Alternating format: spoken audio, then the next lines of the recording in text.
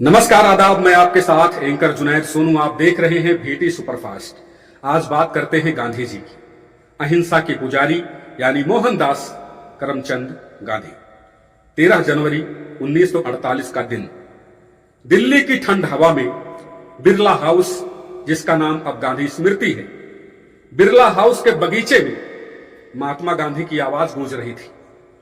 78 साल की उम्र थी, कमजोर शरीर था, लेकिन जो इच्छा शक्ति थी वो अटूट थी। विभाजन की आग में जल रहे देश में दिल्ली की गलियां खून से रंगी थी। हिंदू, मुस्लिम, सिख एक दूसरे के खिलाफ हिंसा में लिप्त थे। लाखों लोग विस्थापित हो चुके थे। गांधी जी कलकत्ता में अनशन कर हिंसा रोक चुके थे, लेकिन दिल्ली में आग बुझ नहीं रही थी। 12 जनवरी की शाम प्रार्थना सभा में गांधी जी ने घोषणा की कि मैं आमरण अनशन शुरू कर रहा हूं। यह राजनीतिक नहीं रहेगा, बल्कि यह अनशन मेरे अंतरात्मा की पुकार है। जब तक हिंदू, मुस्लिम और सिख के दिलों में सच्ची एकता नहीं आएगी, मैं भोजन नहीं लूंगा। मौत मेरे लिए मुक्ति होगी अगर मैं भारत के विनाश का साक्षी बनकर रह जाऊं। महात्मा गांधी के इस अनशन की शर्तें साफ थी। दिल्ली का वो इलाका, महरौली के हजरत कुतुबुद्दीन बख्तियार काकी की दरगाह का उर्स, यानी जो सालाना उर्स होता है, वो शांतिपूर्ण मनाया जाए। दिल्ली की 100 से ज्यादा मस्जिदों को मंदिर या घरों में बदले जाने से रोका जाए। पुरानी दिल्ली में मुसलमानों को सुरक्षित घूमने दिया जाए। पाकिस्तान से लौटने वाले मुसलमानों का विरोध ना हो। ट्रेनों में मुसलमानों की सुरक्षित यात्रा हो, उनका जो सफर है वो सुरक्षित। मुसलमानों का आर्थिक बहिष्कार ना हो और हिंदू शरणार्थियों को मुस्लिम इलाकों में बसाने के लिए मुसलमानों की सहमति ली जाए। अनशन शुरू होते ही दिल्ली में सन्नाटा छा गया। लोग गांधी स्मृति यानी बिरला हाउस के बाहर जमा होने लगे। पंडित जवाहरलाल नेहरू, सरदार वल्लभ भाई पटेल, मौलाना अबुल कलाम आजाद जैसे नेता चिंतित थे। गांधी जी का वजन तेजी से गिर रहा था। वे सिर्फ पानी ले रहे थे, भोजन नहीं कर रहे थे।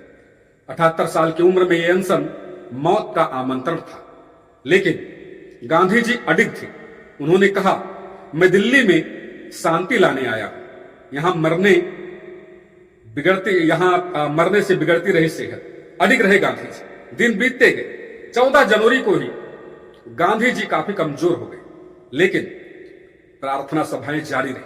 लोग रोते हुए उनसे अनशन तोड़ने की गुहार करते रहे, मांग करते रहे, लेकिन महात्मा गांधी अडिग रहे।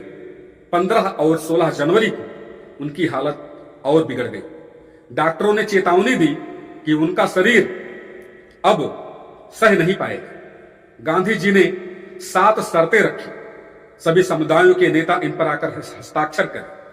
18 जनवरी 1948 को अनशन के 6ठे दिन हिंदू महासभा, आरएसएस, जमीयतुल उलेमाए हिंद, कांग्रेस और अन्य संगठनों ने 130 से ज्यादा प्रतिनिधि बिरला हाउस पहुंचे। उन्होंने शांति की शपथ ली। हम हिंदू, मुस्लिम, सिख और अन्य समुदायों के लोग दिल्ली में भाईचारे से रहेंगे। मुसलमानों की जान, माल और धर्म की रक्षा करेंगे। पुरानी घटनाएं दोबारा नहीं होगी। मुसलमानों के लौटने पर कोई विरोध नहीं होगा।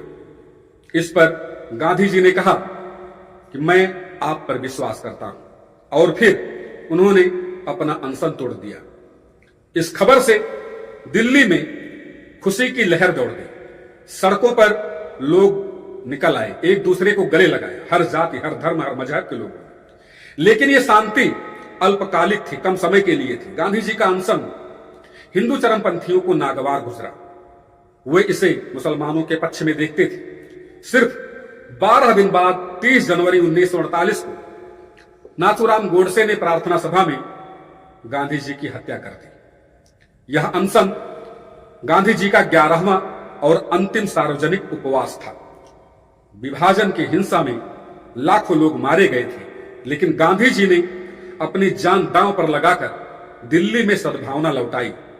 आज भी ये घटना सिखाती है कि अहिंसा और बलिदान से कितना बड़ा बदलाव लाया जा सकता है। गांधी जी ने कहा था कि हिंदू मुस्लिम एकता मेरा लक्ष्य है, मेरा टारगेट है। उनका अंतिम अनशन उस लक्ष्य की अंतिम कोशिश थी जो कुछ दिनों के लिए साकार हुई, लेकिन इतिहास में अमर हो गई। ये कहानी आप लोगों को कैसी लगी? जो बिल्कुल सच्ची है, इसमें किसी भी प्रकार से ऐसा नहीं है कि मिर्च मसाला लगाया गया। ये कहानी है जो बिल्कुल सत्य है। आप लोगों को हमने बताई कि 1948 में क्या हुआ था। निश्चित तौर पर गांधी जी एक अच्छे विचारधारा के व्यक्ति थे, अहिंसा के पुजारी थे। वो चाहते थे कि सभी धर्मों के लोग एक दूसरे का सम्मान करें और एक छतरी के नीचे लोग रहें, आपस में भाईचारा बना करके रहें। लेकिन आज यही नहीं हो पा रहा है। भारत में हिंदू, मुस्लिम, सिख सभी एक दूसरे के खून के प्यासे हुए हैं।